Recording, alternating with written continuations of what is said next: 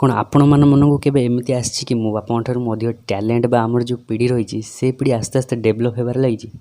ଏହିଭଳି ସୋଜ୍କୁ ନବାଜ ଭାଇ ନେଟଫ୍ଲିକ୍ସରେ serious man ଭଳି ଫିଲ୍ମ ନେଇ ଆସୁଛନ୍ତି, ଯାହାର ଟ୍ରେଲର ଦେଖିଲା ଜଣାପଡ଼ୁଛି ଯେ ନବାଜ ଭାଇ ଏକ ନର୍ମାଲ ମିଡ଼ିଲ୍ କ୍ଲାସ୍ ଫ୍ୟାମିଲି ଭଳି ଏକ ଅଫିସରେ କାମ କରୁଛନ୍ତି।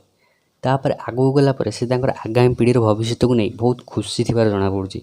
ସେ ତାଙ୍କର ସ୍ତ୍ରୀଙ୍କ ସହ ମଧ୍ୟ ଆଗାମୀ ପିଢ଼ି ବିଷୟରେ କହି ବହୁତ ଖୁସି ଥିବାର ଜଣାପଡ଼ୁଛି କି ଆଗକୁ ଯେଉଁ ଆମର ପିଢ଼ି ଆସିବ ତା ପାଖରେ କିଛି କମି ରହିବନି, ଖାଇବା ପିଇବାନି, ତାପରେ ଲାଇଫଷ୍ଟାଇଲ୍ ପୁରା ତାଙ୍କର ବଢ଼ିଆ ରହିବ।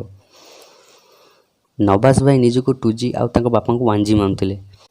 ତାପରେ ଏଣ୍ଟ୍ରି ହୁଏ 3G ବା ଆଦିର, ଯିଏକି ନବାଜ ଭାଇ ପୁଅ ଅଟେ।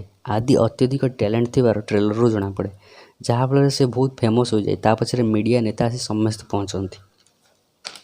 ଆଗକୁ ଗଲା ପରେ ଜଣାପଡ଼େ ଯେ ଆଦି ଭାଷଣ ଦେବା ସମୟରେ ତାର କିଛି ହୁଏ। ତାପରେ ନବାଜ ଭାଇକୁ ଭାଓଲେଣ୍ଟ ଅବତାରରେ ଦେଖିବାକୁ ମିଳେ। ଟ୍ରେଲରକୁ ଦେଖି ଲାଗୁଛି ମିଡ଼ିଲ୍ କ୍ଲାସ୍ ଫ୍ୟାମିଲି ଆଗକୁ ବଢ଼ିବା କିଛି ବାଧା ଆସୁଛି, ଯାହାଫଳରେ ନବାଜ ଭାଇକୁ ଭାଓଲେଣ୍ଟ ହୋଇ ହ୍ୟାଣ୍ଡେଲ୍ କରିବାକୁ ପଡ଼ୁଛି।